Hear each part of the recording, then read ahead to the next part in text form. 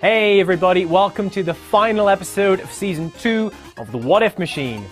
Fear not though guys, if you've enjoyed the show and you want more in the future, then just make sure to leave a statistically significant amount of positive comments about how much you love science, my face, and of course the science of my face in the comments box below. That way we're bound to get the go-ahead for Season 3.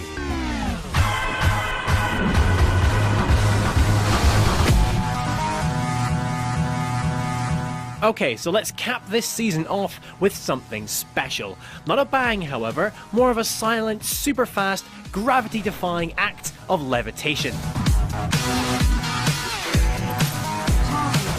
WipEout, a story about a group of autonomous racing machines fleeing the oppressive shackles of a humanoid-dominated universe. Okay, fine, no it isn't. It's a racing game, there is no story. But I guess that doesn't matter. The fact is you get to race hovering anti-gravity cars at breakneck speed around a futuristic, flashing, colourful track, listening to futuristic sounding fast-paced dance electro. What's not to love?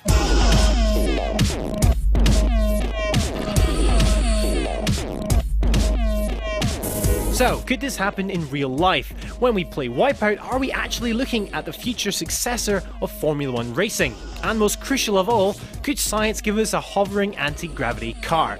Well, it just so happens there's a quirk to quantum physics which could hold the key. It's called quantum locking.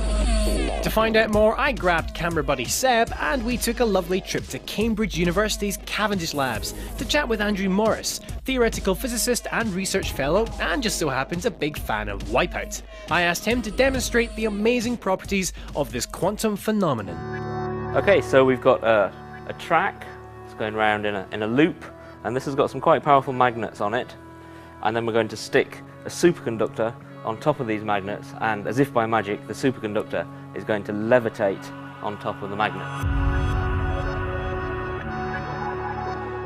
A superconductor, of which there is two types, is a material with two fascinating properties. Firstly, it displays exactly zero electrical resistance, meaning it can conduct electricity perfectly with no loss of current. The second property, and the reason they could bring us close to our dreams of real-life WipEout, is their behaviour in the presence of a magnetic field. Check this out. When I place it on top of the magnets, it won't actually sit there, but now it's completely locked onto the track, and it should now go around quite nicely, floating and just following the track.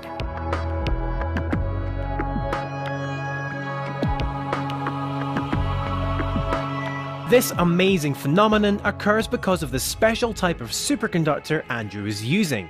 A Type 1 superconductor rejects magnetic fields completely, so if placed above this magnetic track, it would maybe hover for a moment, but as soon as you tried to push it, it would fall off. However, Andrew is using a Type 2 superconductor, which behaves slightly differently. The Type 2 has many small defects in it, which allows some magnetic field lines to actually go through the superconductor. But once you've got the magnetic field lines going through the superconductor, they can't get out again. So this is called quantum locking, which in effect locks the superconductor in place. Currently, this material only acts as a superconductor when cooled below what's called the critical temperature. To do this, liquid nitrogen is used at a temperature of minus 196 degrees C. So this one is above the critical temperature. It's just acting like a normal metal or ceramic. And this one is below. This one will float. Okay, so there's no question that this is bloody amazing, and really a great analogue with the type of technology used in WipEout. In fact, a team of students at Montreal University produced this great CG fake video showing this technology being used to create a model WipEout game. Pretty awesome, huh?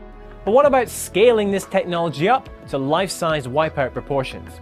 Well, I asked Andrew if there's any reason we couldn't do this, as far as the laws of physics are concerned.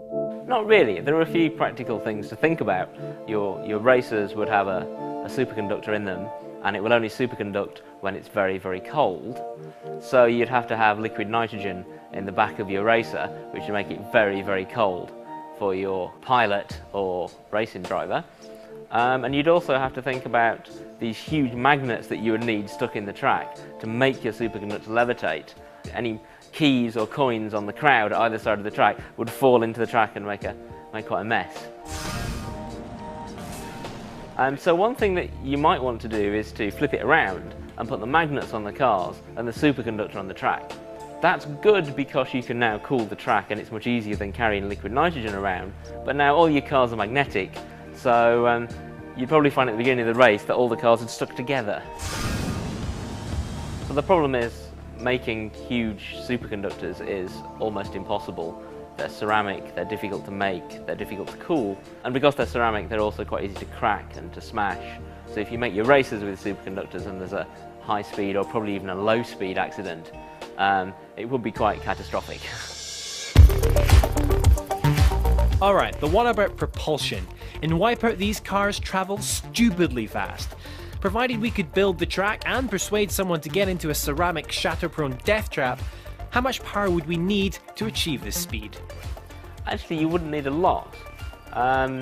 If you think of a plane, you need a lot of energy and a lot of power to get it off the ground and flying, but this car is just going to hover, so there's no problem with keeping it airborne. It's merely just something to give it a bit of forward momentum. Something relatively easy like a fan would make it move okay. If you wanted to stick a jet engine on it, then you'd have quite a fast, mean racer. On top of that, there is no friction with the ground either, only air resistance to contend with. But what if we wanted to include that integral WipEout component, the boost pad? I think boost pads could actually be rather simple. You wouldn't need any complicated technology. You could just blow air at the racers when they go over a certain pad, and that should speed them up quite a lot because there's very little resistance as they're flying around. Well, it seems super high speeds with this technology would be no issue, except for the issue of stopping. Andrew?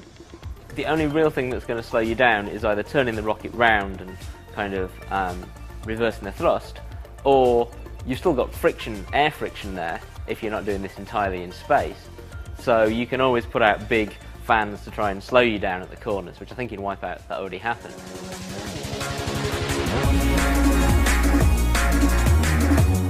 Okay, so it seems there's nothing physically impossible then about getting some sort of WipEout style racing in the future, which is great news.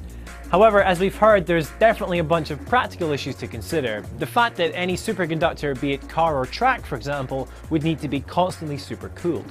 However, if we could find a superconductor which works at room temperature, now that would be a different story. Could such material even exist? Or is that out of the question? No, I think it's pretty much certain that there are room temperature superconductors. It's just a case of finding them and realising how they work. But certainly in a rock somewhere, probably in the Earth's core, there is a room temperature superconductor. We just need to find it. Now that would truly be awesome. Not just for levitating racers and hoverboard applications, but the main use would actually be for something less exciting at first glance, but nonetheless a total game changer for modern society: power transmission. So you can generate power somewhere and you can get all that power to a different area in a different town, different state, without any losses at all. Whereas at the moment with copper cables, you lose a lot of power just through heating the cables. That just doesn't happen in a superconductor. The problem is at the moment that you've still got to cool these superconductors down. If we could find a room temperature superconductor that we could turn into a cable, that really would be the holy grail.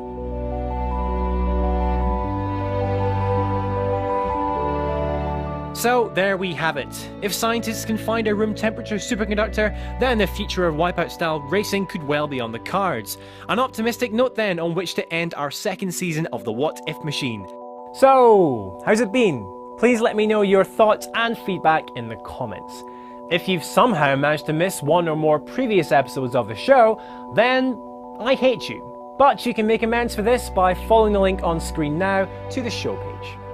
Also, now is the perfect time to suggest topics for Season 3. Just tweet them directly at me, that's @CamFrazRob, and don't forget to use the hashtag WhatIfMachine. Thanks for watching.